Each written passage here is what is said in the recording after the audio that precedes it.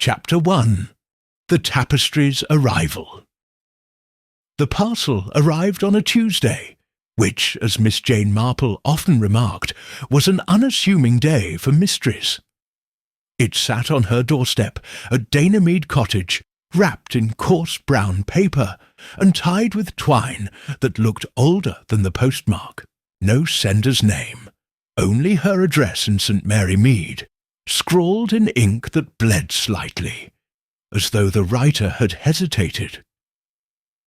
Miss Marple, her knitting needles paused mid-stitch, eyed the package from her armchair by the window. "Curious," she murmured, adjusting her spectacles. Parcels were rare, and unannounced ones rarer still. She fetched her letter-opener, a silver relic from her nephew Raymond, and sliced through the twine with the precision of a surgeon. Inside was a folded cloth, heavy and cool to the touch, its edges frayed but its colours vivid, crimson, gold, and a deep, unsettling indigo. It was a tapestry, no larger than a tea-tray, depicting a village scene, stone cottages, a church spire, and figures in old-fashioned dress. The threads seemed to shimmer, almost alive, catching the light in ways that made the figure's eyes appear to follow her. Tucked beneath it was a note, written in the same unsteady hand as the address. "Miss Marple, beware the threads. They weave truth, but at a cost. This tapestry is cursed. Burn it, or it will claim you." No signature, only a faint smudge of ink, like a fingerprint erased. "Burn it indeed," Miss Marple said, her lips twitching into a wry smile. She had seen too many village dramas to take anonymous warnings at face value. Still, the note's tone prickled her curiosity, much like the time Mrs. Bantry found that scandalous letter in her jam jar. She spread the tapestry on her dining table, smoothing its edges. The village it depicted was not St. Mary Mead, yet something about the church's crooked spire felt familiar, like a memory she couldn't place. As she studied it, a chill draught swept through the room, though the windows were shut. The tapestry's threads seemed to ripple, and for a fleeting moment, one figure, a woman in a crimson cloak, appeared to turn her head. Miss Marple blinked, and the image stilled. "Tricks of the light," she said firmly, though her fingers tightened on her knitting. That afternoon, she took her usual walk through St. Mary Mead, the tapestry tucked under her arm in a shawl. She meant to show it to Mr. Petherick, the village antiquarian, who had a knack for old curiosities. The high street buzzed with its usual rhythm. Mrs. Price at the grocer's, lamenting the cost of tea, young Tommy Pierce dodging chores to chase a stray cat. Yet eyes followed Miss Marple, or rather, the bundle she carried. "New project, Miss Marple?" called Mrs. Bantry from her garden gate, her pruning shears glinting. "You've got that look, like you've sniffed out trouble." "Nothing of the sort," Miss Marple replied, her tone light. "Just an old tapestry. Rather peculiar, though. Ever heard of one that comes with a curse?" Mrs. Bantry laughed, but her eyes narrowed. "Cursed, you say? Sounds like something my Arthur would buy at auction and regret. Do be careful, Jane. Things like that have a way of stirring up mischief." Miss Marple nodded, her mind already turning. Mischief, yes, but whose? The note's warning echoed, not as a threat, but as a challenge. Someone had sent her this tapestry, and she intended to know why. By evening, she sat again with the tapestry, a cup of chamomile tea cooling beside her. The firelight cast shadows that danced across the woven village, and she noticed something new. A tiny thread, crimson like the cloaked woman's garb, had loosened at the edge. She reached to tuck it back, but it slipped through her fingers, almost as if it had a will of its own. Outside the wind howled, and a branch tapped the window like a summons. Miss Marple's eyes gleamed. "Well, my dear Tapestry," she said, softly, "you've come to the wrong cottage if you think I'll burn you without a proper introduction." Chapter 2. Whispers of the Past. The morning after the Tapestry's arrival, St. Mary Mead hummed with its usual gossip, but Miss Marple sensed a sharper edge to the chatter. Word of her cursed acquisition had spread, no doubt thanks to Mrs. Bantry's penchant for storytelling. By the time Miss Marple reached the village hall for the Women's Institute meeting, the air was thick with whispers. She settled into a chair near the back, the tapestry wrapped in muslin and resting in her basket. Mrs. Price, presiding over a tray of scones, leaned close. "Jane, is it true? A cursed tapestry? My cousin in Much Benham had a haunted teapot once, but this sounds far worse." "Haunted teapots are rather tiresome," Miss Marple replied, her eyes twinkling. "This is merely an old weaving with a dramatic note. People do love their theatrics." But the room's mood shifted when Mr. Petherick, the antiquarian, arrived, his spectacles fogged from the autumn chill. He'd agreed to examine the tapestry after the meeting, and his presence drew curious glances. "Miss Marple," he said, adjusting his scarf, "I've been thinking about your find. There's a legend about a weaver from Upper Wychwood, a century ago. Her tapestries were said to foresee things." "Foresee?" Mrs. Bantry, eavesdropping, raised an eyebrow. "You mean like fortune-telling? Or something nastier?" Mr. Petherick hesitated, glancing at the muslin bundle. "The story's muddled as these things are. They called her Mad Martha, accused her of witchcraft after her tapestries predicted a fire that killed a squire's family. She was driven out, or worse. Her works were burned, but some say a few survived, passed down in secret." Miss Marple's fingers stilled on her knitting. "And these tapestries, did they come with warnings?" "Oh, yes," Mr. Petherick said, lowering his voice. "They were said to bind the viewer to a truth they couldn't escape. A curse, if you believe such things." The room fell quiet, save for the clink of teacups. Miss Marple smiled faintly. "How very convenient for anyone wishing to stir trouble. Truth can be as dangerous as a curse, don't you think?" After the meeting, she accompanied Mr. Petherick to his cluttered shop, where dusty books and chipped pottery lined every shelf. He unwrapped the tapestry with reverence, his fingers trembling as he traced its threads. "Remarkable," he muttered, "the craftsmanship. It's almost too fine. See here, the stitches are so tight they seem to pulse."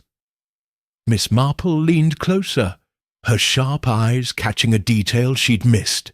The church spire in the woven village now tilted slightly more, and a new figure, a man with a scarf, stood near the cloaked woman, her breath caught. The scarf resembled Mr. Petherick's, down to its green plaid. "Mr. Petherick," she said carefully, "did you notice this figure before?" He squinted, then paled. "No, that's odd. I'd swear it wasn't there yesterday when you described it." He laughed nervously. "A trick of the mind, perhaps. Old age, you know." But Miss Marple's mind was far from tricked. She recalled the loose crimson thread from the night before, the way it had slipped away. "Perhaps," she said, her tone neutral. "Might you research this weaver, Martha?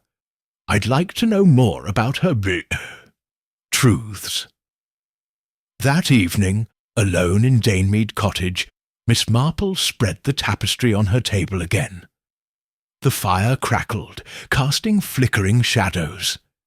She studied the new figure, her heart quickening.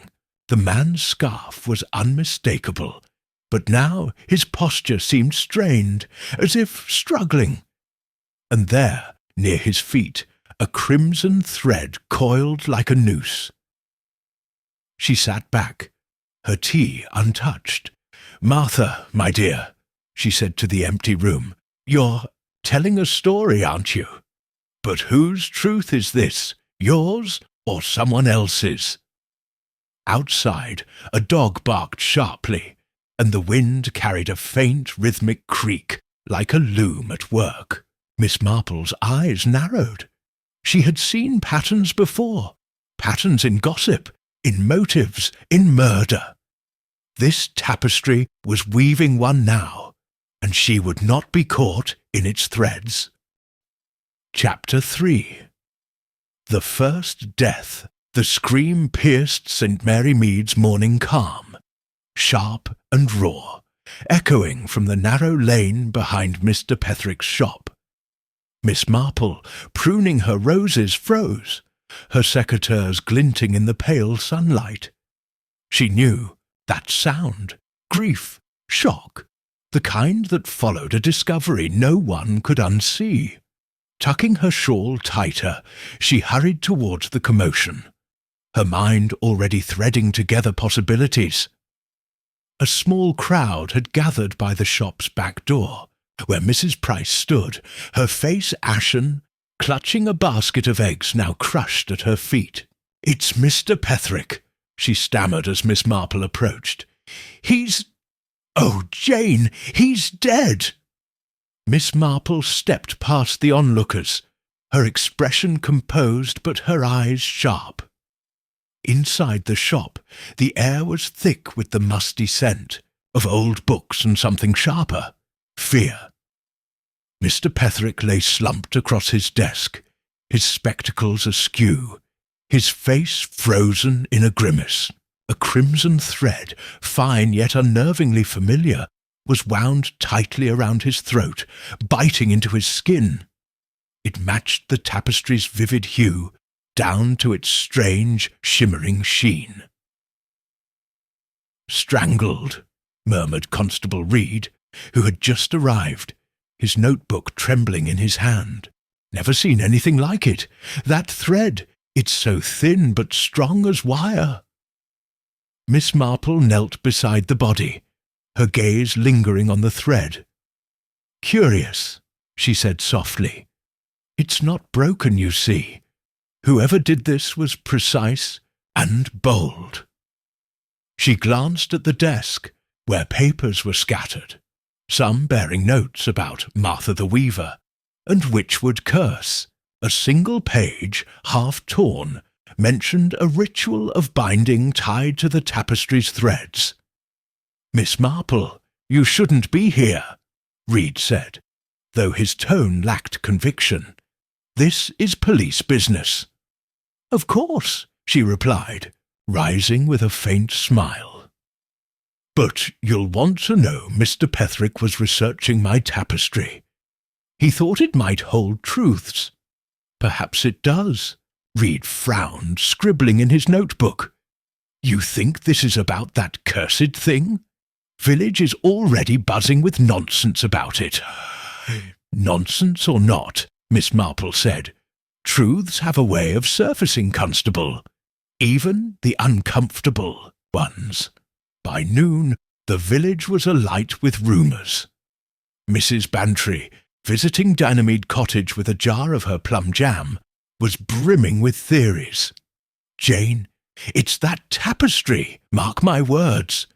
Petherick was poking into its secrets, and now he's gone. You ought to burn it like the note said." Miss Marple poured tea, her movements deliberate. "Burning it would be like burning a book before reading it, Dolly. I prefer to understand a story first." Mrs. Bantry leaned forward, her voice low. "But what if it's not just a story?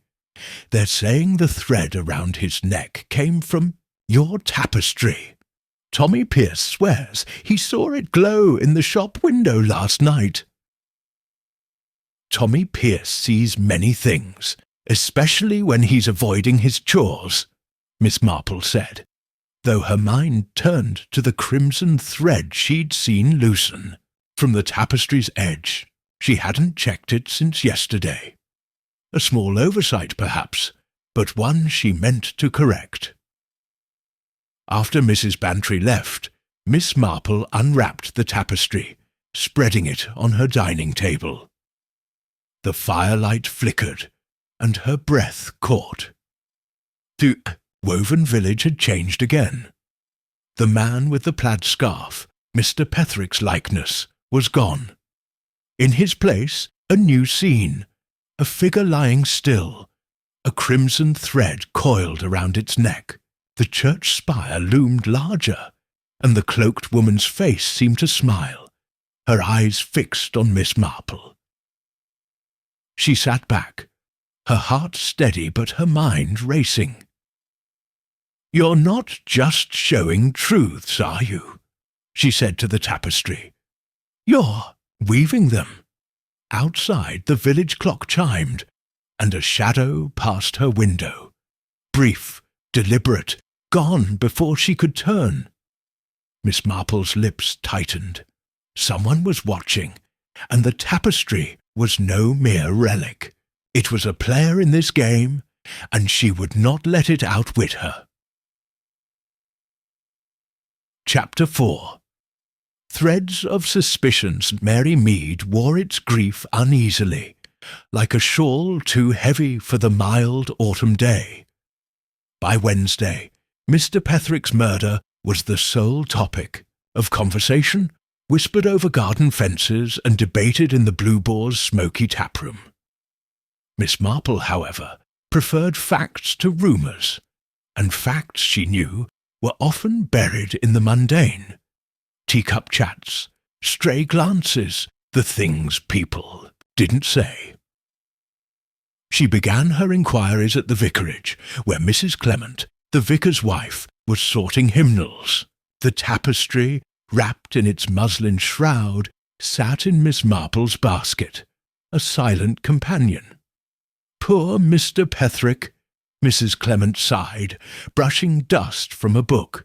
"He was so excited about your tapestry, Jane. Kept muttering about Martha and some old scandal.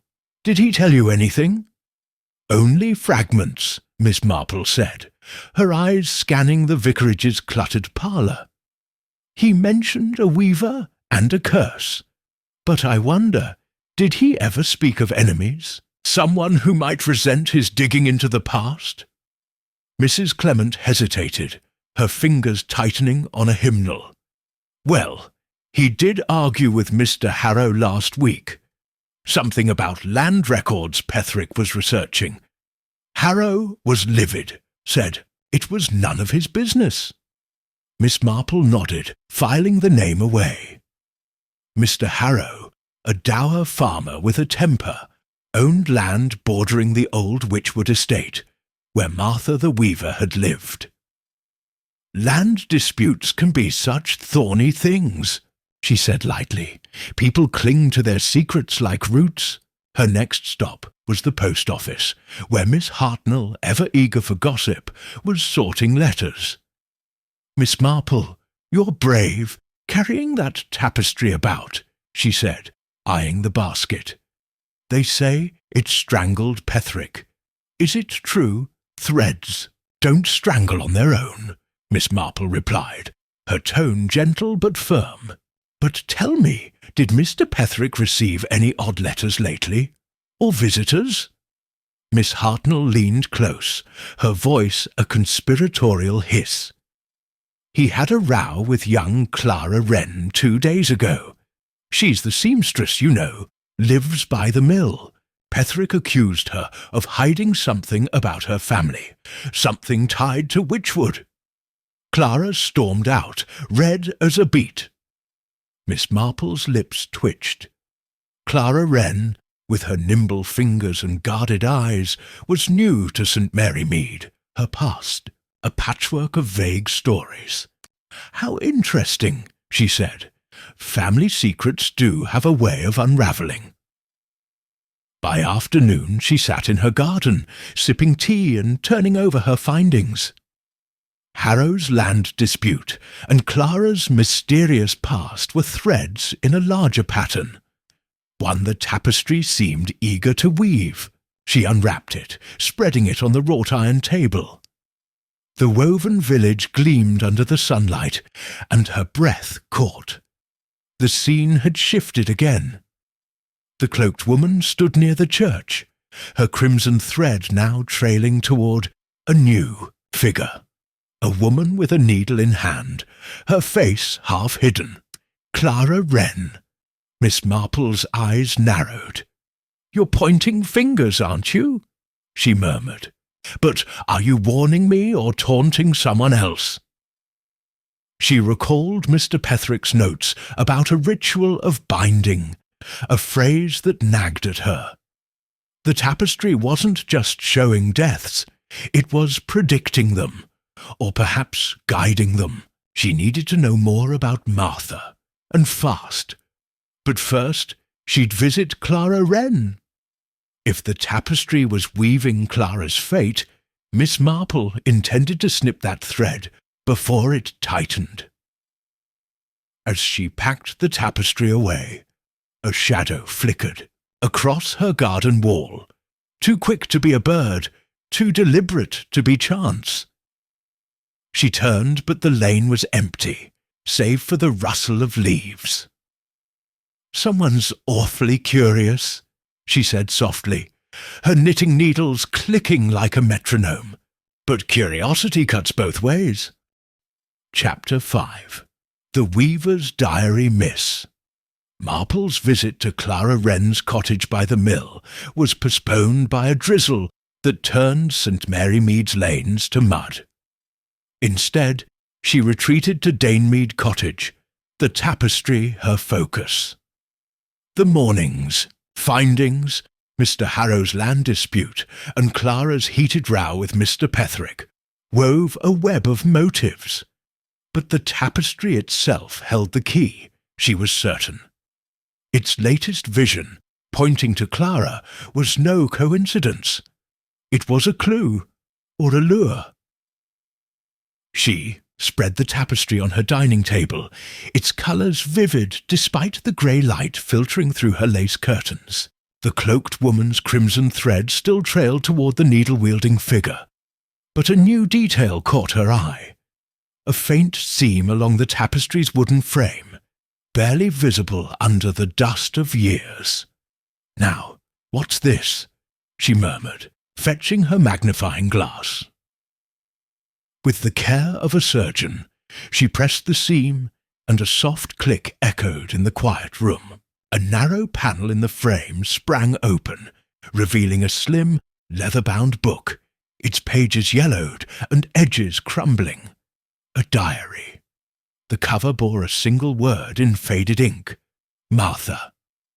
Miss Marple's pulse quickened, but her hands were steady as she opened it. The script was tight, almost frantic, dated over a century ago. "They call me mad, but my threads see true," the first entry read. "The village scorns me, yet they fear what I weave. The squire's greed will burn them all, and my tapestry will show it." She turned the pages, her eyes scanning Martha's words. The weaver described her tapestries as more than art. They were visions, woven from dreams that came unbidden. One entry chilled her. "The crimson thread binds the guilty. It cannot lie, but to weave their fate is to curse my own. I must hide this work, or they'll hang me." A later page mentioned a ritual to unweave the curse, but the steps were vague, scrawled in haste. "Blood of the weaver, truth of the heart, fire to cleanse, else the threads will claim all." The final entry was a single line. "They come for me tonight. The tapestry lives." Miss Marple closed the diary, her mind racing. Martha's words suggested the tapestry was no passive relic. It was an instrument, perhaps of justice, perhaps of vengeance. But who wielded it now? Someone in St. Mary Mead was using its curse or its reputation to kill. She was about to re-examine the tapestry when a knock startled her. Mrs. Bantry stood at the door, her umbrella dripping. "Jane, you're needed at the Blue Boar. Mr. Harrow's making a scene, saying Petherick's death is your fault for bringing that tapestry here. He's half drunk and all furious." Miss Marple tucked the diary into her basket, rewrapping the tapestry. "Is he now?" she said, her voice calm, but her eyes sharp. "Let's see what Mr. Harrow's so eager to shout about." At the Blue Boar, the air was thick with tobacco and tension. Mr. Harrow, red-faced and swaying, jabbed a finger at Miss Marple as she entered. "You and your cursed cloth," he bellowed. "Petherick was fine till he started poking into your nonsense. You've brought death to us." The room fell silent, all eyes on Miss Marple. She met Harrow's glare with a serene smile. "Death, Mr. Harrow, often follows secrets, not tapestries. Were you and Mr. Petherick discussing secrets, perhaps? About Witchwood Land?" Harrow's face darkened, but he sputtered, "That's none of your business, old woman." He stormed out, leaving a murmur in his wake. Mrs. Bantry whispered, "Jane, you've poked a hornet's nest. Harrow's not one to cross." "Nor am I," Miss Marple replied softly, her mind on the diaries, ritual and the crimson thread. Back home, she checked the tapestry again. The needle-wielding figure, Clara, now stood closer to the church, and a shadow loomed behind her, its shape indistinct but menacing. She sat back, her knitting needles still. "Martha," she said to the empty room, "your threads are busy, but I'll find the hand that pulls them." Outside, the drizzle turned to rain, and a low creak, like a loom's shuttle, carried on the wind. Miss Marple's lips tightened. The game was afoot, and she was ready to weave her own trap. Chapter 6. A Second Strike Scent. Mary Mead's calm shattered again on Thursday night, when the mill's wheel groaned to a stop, and a cry echoed across the village. Miss Marple, roused from her reading of Martha's diary by the distant clamour, set her spectacles aside and reached for her shawl. 2 deaths in a week were no coincidence, and the tapestry's latest vision, Clara Wren shadowed by a menacing figure, loomed in her mind. By the time she reached the mill, a crowd had gathered, their lanterns casting jittery light on the damp cobblestones. Constable Reed knelt beside a crumpled form near the mill pond, his face grim. It was Clara Wren, her eyes wide with shock, her throat encircled by a crimson thread that shimmered like the tapestry's own. Her needle, still clutched in her hand, glinted in the lantern glow. "She's gone," Reed muttered, rising. "Same as Petherick. That cursed thread again. What's happening, Miss Marple?" Miss Marple's gaze lingered on Clara's body, her expression unreadable, but her mind sharp. "Someone is weaving a pattern, Constable," she said softly. "And they're not finished." The crowd murmured, fear rippling through their whispers. Mrs. Price, clutching her shawl, wailed, "It's that tapestry!" Clara was terrified of it, said it watched her when she passed your cottage, Jane. "Nonsense!" snapped Mrs. Bantry, pushing through the throng. "Tapestries don't kill. People do. Jane, tell them." Miss Marple's lips twitched, but she said only, "People indeed, Dolly, and people have reasons." Her eyes flicked to Mr. Harrow, lingering at the crowd's edge, his face pale, but his jaw set. He met her gaze, then turned away, vanishing into the dark. Back at Danemead Cottage, Miss Marple pored over Martha's diary, seeking connections. Clara's death confirmed the Tapestry's visions were no mere warnings. They were blueprints, or taunts. She reread a passage about the squire's fire, the tragedy that had branded Martha a witch. The diary hinted at a betrayal. The squire's kin hid their shame, but my threads know. Their blood carries the debt. A memory stirred, village gossip about a scandal decades ago, when the Witchwood estate was sold after a fire. The squire's family, the Drummonds, had vanished, but rumours lingered of a child sent away, their name erased. Miss Marple's fingers tapped her teacup. Petherick had been researching Witchwood land records, and Clara, new to the village, had dodged questions about her roots. Could they both be tied to the Drummond's shame? She unwrapped the tapestry, bracing for its next revelation. The woven village had shifted again. The needle-wielding figure was gone, replaced by Clara's likeness, her throat bound in crimson. The cloaked woman stood taller, her face clearer, now, sharp cheekbones, eyes like coals. Behind her, a new figure emerged, indistinct but holding a staff. Miss Marple's breath caught. The village vicar, Mr. Clement, carried a staff on his walks. "Martha, you're relentless," she murmured, her voice steady despite the chill creeping up her spine. The tapestry wasn't just predicting deaths. It was naming targets and perhaps goading the killer. But why? And who? She recalled Clara's fear, Petherick's notes, and Harrow's outburst.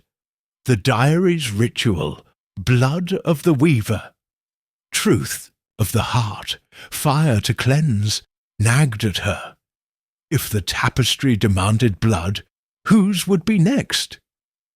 She needed to trace the Drummond's descendants, and quickly. A knock broke her thoughts.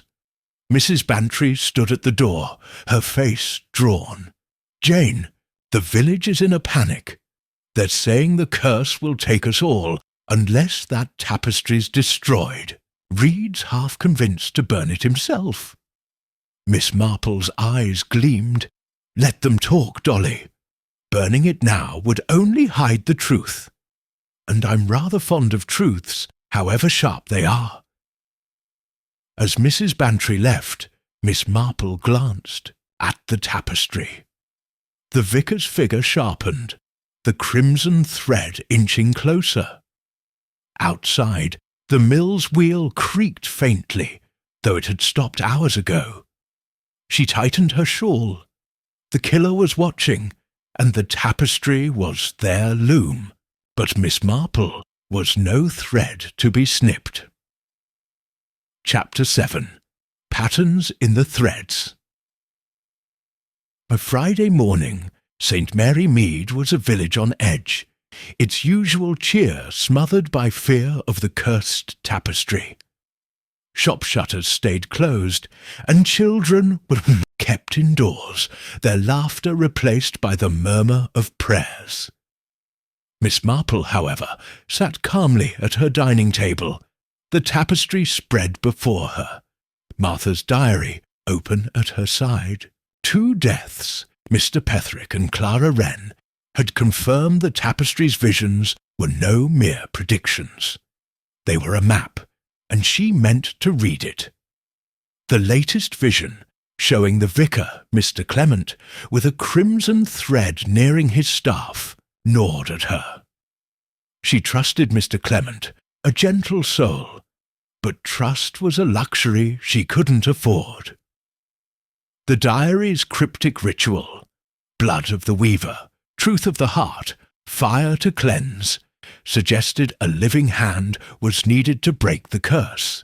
A descendant of Martha, perhaps, was pulling the threads, using the tapestry to settle an old score. Miss Marple's eyes traced the tapestry's intricate designs, her magnifying glass hovering over the cloaked woman's crimson thread. She noticed something new. The thread's path wasn't random. It wove through the village in a deliberate pattern, looping around specific cottages, the church, and the mill. She fetched a pencil and paper, sketching the thread's route. The loops formed letters, faint but unmistakable. Eliza. Eliza, she whispered, her heart quickening. The diary mentioned no Eliza, but Martha's final entry. They come for me tonight. The tapestry live, ma. Hinted at a confidant, someone who might have hidden her work. Could Eliza be a descendant, alive and in St. Mary Mead? She cross-referenced the village's records, kept in her neat handwriting from years of Women's Institute duties. No Eliza, but a name sparked a memory. Elizabeth Harrow, Mr. Harrow's late mother, who died 20 years ago. Gossip had painted her as reclusive, her maiden name unknown. Could she have been a Wren, tied to Clara's family, or even to Martha herself? Miss Marple leaned back, her knitting needles clicking rhythmically. "You're clever, Martha," she said to the tapestry. "But patterns betray their makers." The coded name suggested a living heir, perhaps Mr. Harrow, whose temper and ties to Witchwood Land made him a suspect, or someone else hiding in plain sight. Her thoughts were interrupted by a frantic knock. Mrs. Clement, the vicar's wife, stood at the door, her face pale. "Jane, it's Leonard, Mr. Clement. He's been acting strange since Clara's death. Last night, he was muttering about the tapestry, saying it knows too much. I'm frightened." Miss Marple's eyes softened, but her mind sharpened. "Frightened of the tapestry, or of something else, Margaret?" Mrs. Clement wrung her hands. "I don't know. He's been reading Petherick's notes, the ones Reed found in the shop. Something about a Drummond scandal. A child hidden after the Witchwood fire. Leonard thinks it's all connected." Miss Marple nodded, her suspicions aligning. The Drummonds, the Squire's family, were the key to Martha's vendetta. "Tell Leonard to be careful," she said gently, "and keep him away from the mill, for now." After Mrs. Clement left, Miss Marple returned to the tapestry. The vicar's woven figure was clearer now, the crimson thread touching his staff. But another detail emerged, a faint shadow behind him, holding a spool. The shadow's shape was feminine, its face obscured but familiar, like someone she'd seen in the village. She sat back, her tea cold. "Eliza's heir," she murmured. "You're here, aren't you? And you're weaving more than threads." Outside the church bell tolled, slow and heavy, as if mourning. A soft creak, like a loom's shuttle, drifted through the window, though the air was still. Miss Marple's lips tightened. The tapestry was a lure, and the killer was close. She would visit Mr. Harrow tomorrow, and perhaps the vicar, to test the threads of her theory. But first she'd guard the tapestry, and herself. Chapter 8. The Descendant's Secret. Saturday dawned grey and heavy, the air thick with the promise of rain. St. Mary Mead streets were hushed, as if the village held its breath, waiting for the tapestry's next move. Miss Marple, undeterred, set out for Mr. Harrow's farm, her basket concealing the tapestry and Martha's diary. The coded name Eliza and the Drummond scandal pointed to a living descendant, and Harrow's connection to Witchwood Land, and his mother, Elizabeth, made him her prime suspect. The farm was a mile from the village, its fields bordered by gnarled oaks. Mr. Harrow was in the yard, mending a fence, his face etched with the same scowl he'd worn at the Blue Boar. He stiffened as Miss Marple approached, her shawl fluttering in the wind. "Miss Marple," he growled, hammering a nail with unnecessary force. "Come to accuse me of more nonsense. I've had enough of your meddling." "No accusations, Mr. Harrow," she said, her voice serene but her eyes piercing. "Merely questions. About your mother, Elizabeth. Was her family tied to Witchwood? Perhaps to a weaver named Martha?" Harrow's hammer paused mid-swing, his knuckles whitening. "What's my mother got to do with your cursed tapestry? She's been dead 20 years. "Time doesn't erase secrets," Miss Marple replied. "Mr. Petherick was researching Witchwood Land, land your family now owns. Clara Wren, too, had ties to that estate. Both are dead, strangled by a thread from my tapestry, and you, Mr. Harrow, seem awfully keen to blame it." He tossed the hammer aside, stepping closer. "You're barking up the wrong tree, old woman. My mother was no weaver, and I'm no killer. But I'll tell you this, Petherick was digging into things best left buried. The Drummonds, that fire, a child sent away. He thought Clara knew something, and look where it got them." Miss Marple's gaze didn't waver. "And what do you know, Mr. Harrow? About Eliza, perhaps? A name woven into the tapestry's threads." His face paled, but he laughed a harsh sound. "Eliza? You're grasping at shadows. My mother's maiden name was Wren, same as Clara's kin. Distant cousins, maybe. But if you're looking for a vendetta, try the vicar. Clement's been poking into Petherick's notes, muttering about atonement. Sounds guilty to me." She nodded, filing his words away. "Thank you, Mr. Harrow. You've been most illuminating." As she turned to leave, he called after her. "Burn that tapestry, Miss Marple, or it'll be your neck next." Back at Danemead Cottage, Miss Marple unwrapped the tapestry, her mind turning over Harrow's revelation. Elizabeth Wren, tied to Clara's family, could indeed be Martha's descendant, and Harrow's defensiveness suggested he knew more than he let on. The Drummond scandal, a child hidden after the fire, linked the victims, but the vicar's involvement puzzled her. Was he a target, as the tapestry suggested, or something else? She spread the tapestry on her table, bracing for its latest vision. Her breath caught. The woven village had shifted again. The vicar's figure was gone, replaced by a new scene. A frail woman in a shawl, standing by a cottage gate, a crimson thread looping toward her throat. The woman's face, though woven, was unmistakable, Miss Marple herself. For the first time, a flicker of unease crossed her face, but she steadied herself. "Bold, aren't you, Martha?" she said softly. "But I've faced worse than threads." Diary's ritual nagged at her.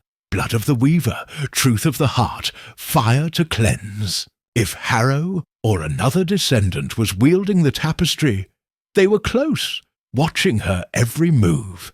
She needed to bait them, to force their hand. But first she'd speak to Mr. Clement. If he was digging into the Drummond scandal, he might hold the final piece of the puzzle. Outside the wind howled and a shadow flitted past her window, too quick to catch. Miss Marple's knitting needles clicked, a steady rhythm against the storm. "Come then," she murmured. "Let's see how tightly you weave." Chapter 9. The Night of the Curse. By Saturday evening, St. Mary Mead's village hall was a cauldron of fear and defiance. The Women's Institute had called an emergency meeting to address the curse that had claimed Mr. Petherick and Clara Wren. Lanterns flickered, casting long shadows as villagers packed the room, their whispers sharp with panic. Miss Marple sat near the front, her basket at her feet, the tapestry and Martha's diary hidden within. The tapestry's latest vision, her own likeness bound by a crimson thread, had marked her as the next target. But she was no prey. Tonight she would turn the hunter. Mrs. Bantry, presiding over the meeting, banged a gavel. "Enough hysterics!" she snapped. "We're here to sort this nonsense about Miss Marple's tapestry. 2 deaths are tragic, but curses? Really? Now?" Mr. Harrow stood, his face flushed. "Tragic? It's murder, and that cloth's to blame. Petherick and Clara were meddling with it, and now they're dead.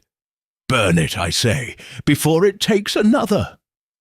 Murmurs of agreement rippled through the crowd, but Miss Marple rose, her voice clear and calm. "Burning it won't undo what's done, Mr. Harrow. The tapestry shows truths, not curses. Perhaps someone here fears what it might reveal." Harrow's eyes narrowed, but before he could retort, Mr. Clement, the vicar, stood, his hands trembling. "Miss Marple's right. I've read Petherick's notes. The tapestry's tied to a Drummond scandal. A child sent away after the Witchwood fire. Someone's using it to settle old scores." The room erupted in gasps.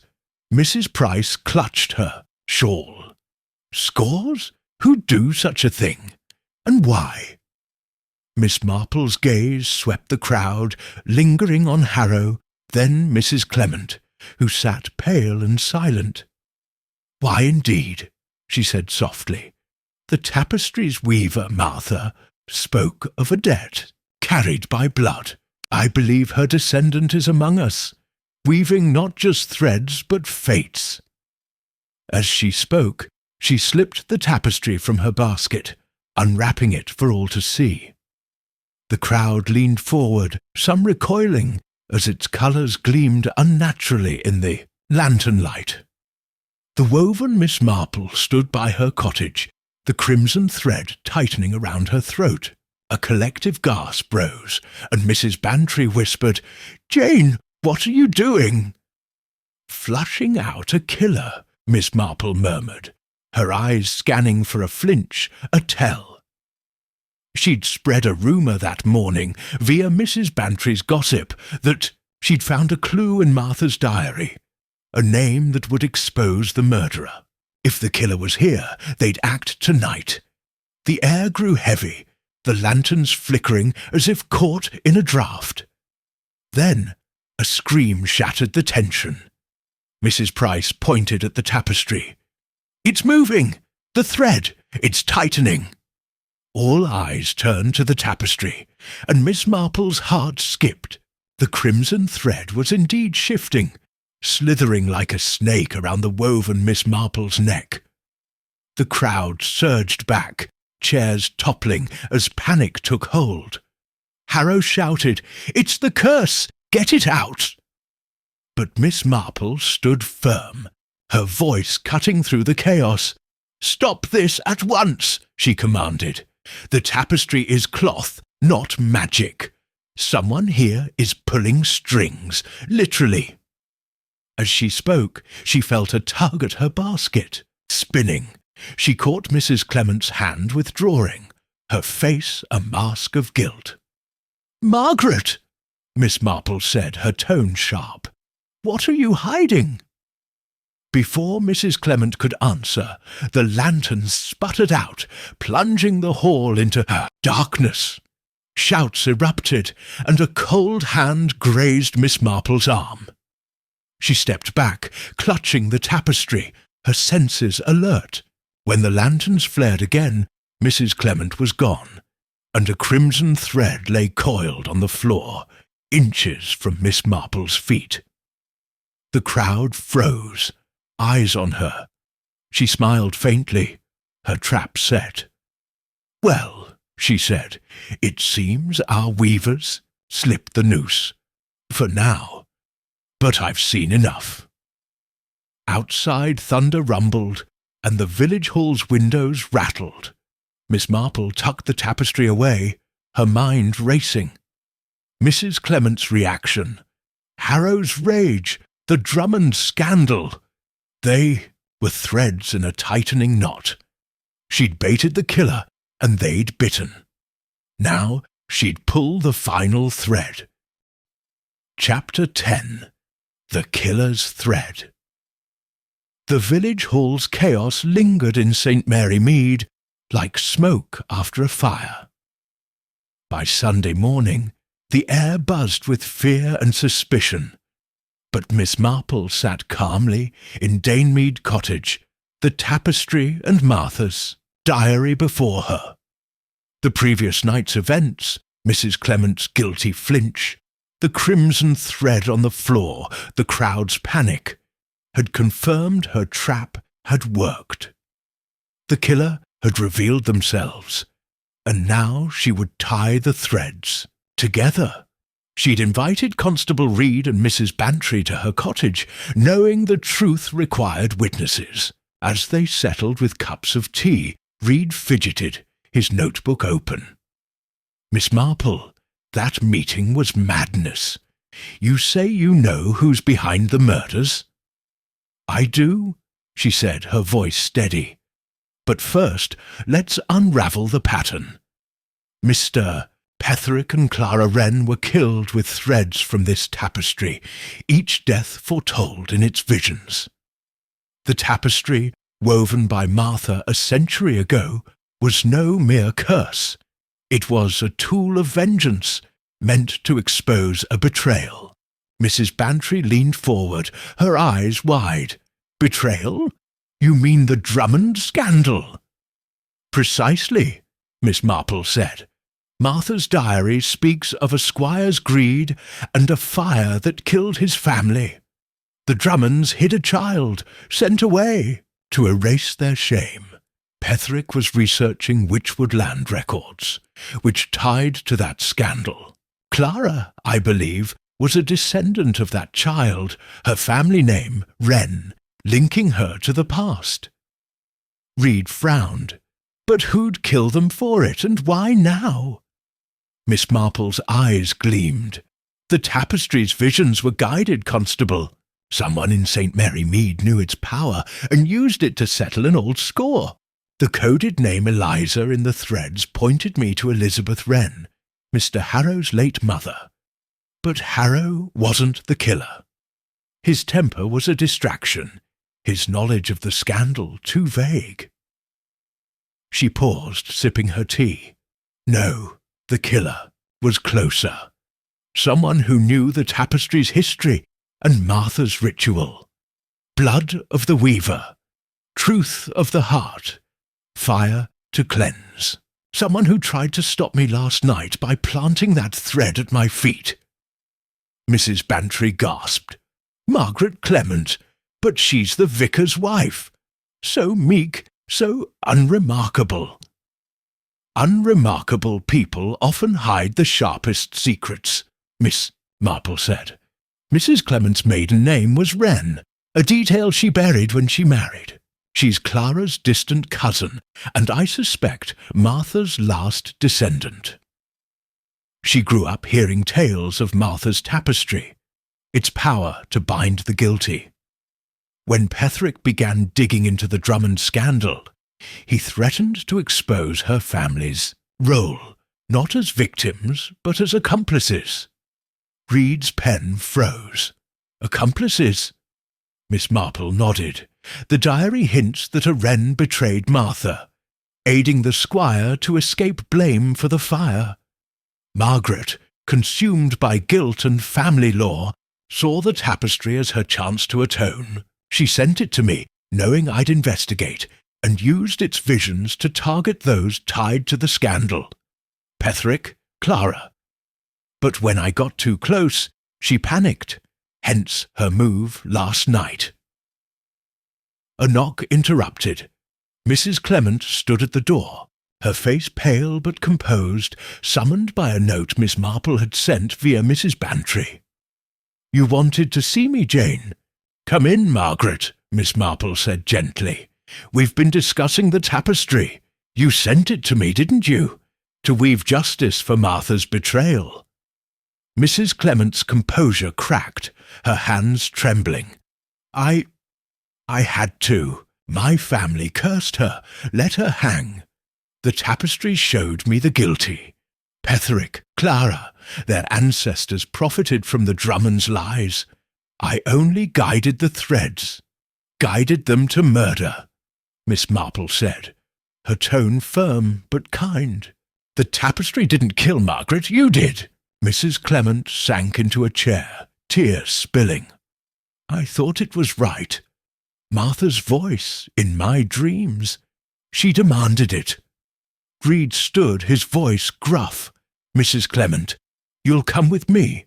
We'll sort this at the station." As Reed led her away, Mrs. Bantry shook her head. "Jane, you're a marvel. But that tapestry, it's still dangerous, isn't it?" Miss Marple's gaze lingered on the tapestry, its latest vision unchanged, her woven self, the thread at her throat. "Perhaps," she said softly. "But truths are always dangerous, Dolly." Outside, the village stirred, unaware of the deeper truth Miss Marple sensed. Margaret was the killer, but the tapestry's power felt unfinished, its crimson thread too eager. She tightened her shawl, her mind alert.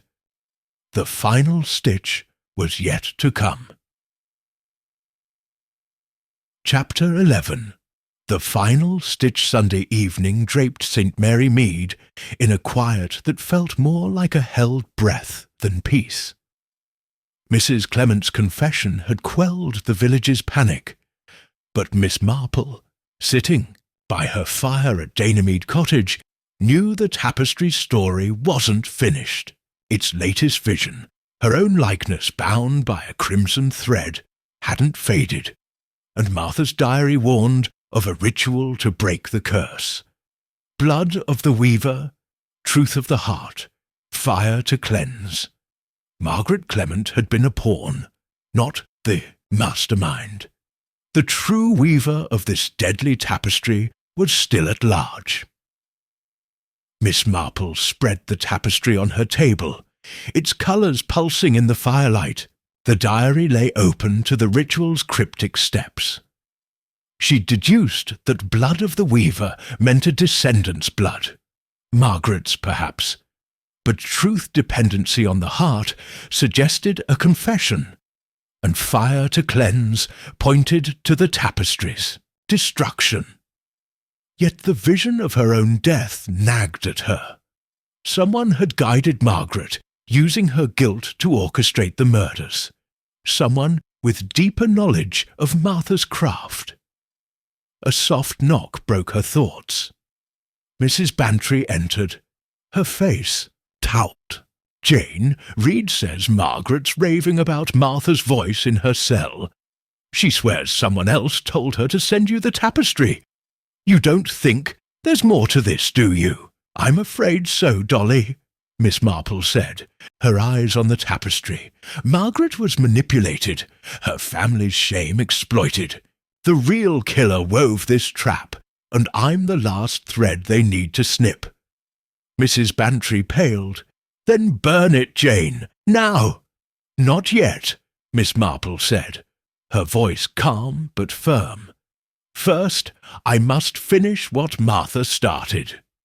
She'd prepared for this moment, gathering a small vial of Margaret's blood, obtained from a minor cut during her arrest, with Reed's reluctant permission, and a candle for the fire. The ritual required truth, so she'd invited one more guest, someone whose role had lingered in the shadows of her deductions. The door opened, and Mr. Clement, the vicar, stepped in, his face haggard. "You sent for me, Miss Marple. Margaret's confession. It's torn me apart." "Sit, Leonard," she said gently, but her eyes were sharp. "We must end this curse, but first a truth.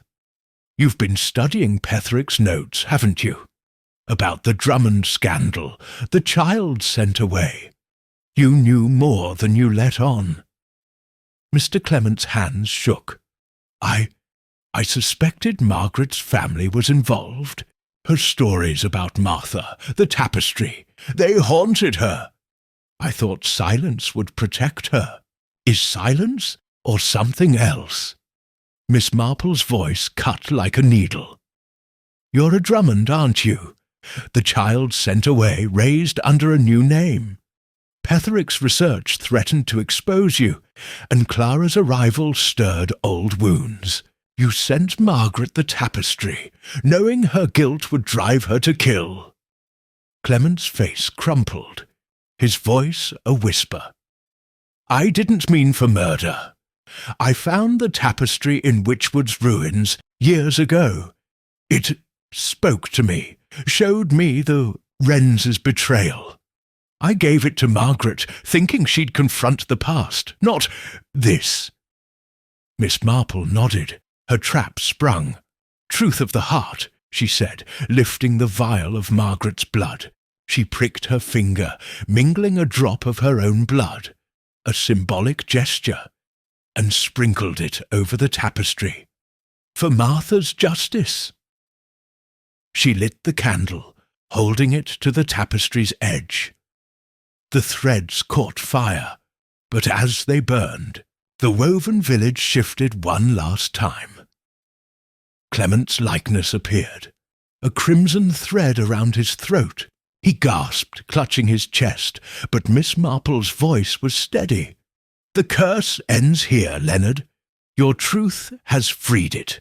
The tapestry crumbled to ash, the air lightening as if a storm had passed. Clement sank to his knees, sobbing. Mrs. Bantry stared, speechless. "Jane, you knew he'd crack." "I suspected," Miss Marple said, extinguishing the candle.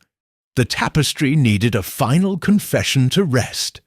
Leonard's guilt wove the killings, but he couldn't face it until now." As Reed arrived to take Clement away, Miss Marple gazed at the ashes. The mastermind was exposed, the curse broken. Yet a faint creak, like a loom's shuttle, echoed in her mind. She dismissed it, her lips curving. "Rest now, Martha," she murmured too. Chapter 12. Resolution. The Tapestry. Unravelled Monday morning brought a fragile calm to St. Mary Mead, as if the village exhaled after holding its breath for too long.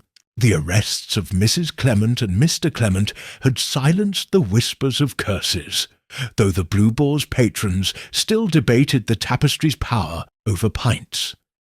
Miss Marple, however, sat in her garden at Danemead Cottage, pruning roses with the same precision she'd used to unravel the killings. The tapestry's ashes rested in a tin box on her table, a relic of a mystery solved, but not entirely forgotten. Mrs. Bantry arrived, her usual bustle softened by awe. "Jane, you're the talk of the county," she said, settling onto a garden chair with a cup of tea. "Margaret and Leonard, such ordinary people, yet such dark hearts. How did you know Leonard was the true weaver?" Miss Marple snipped a wilted bloom, her eyes thoughtful. "People are rarely as ordinary as they seem, Dolly." Leonard's silence about his Drummond lineage was too deliberate, and his access to Petherick's notes gave him the scandal's details. He used Margaret's guilt, her Wren blood, to set the tapestry's wheels in motion. But the tapestry itself, it was almost a partner, wasn't it? Showing truths, yes, but twisting them to suit his vendetta. Mrs. Bantry shivered. That thing gave me the creeps. Burning it was the best thing you did. No more crimson threads, thank heavens. Miss Marple's lips twitched, but she said nothing, her gaze drifting to the tin box. The ritual, blood of the weaver, truth of the heart, fire to cleanse, had broken the curse, and Leonard's confession had sealed it.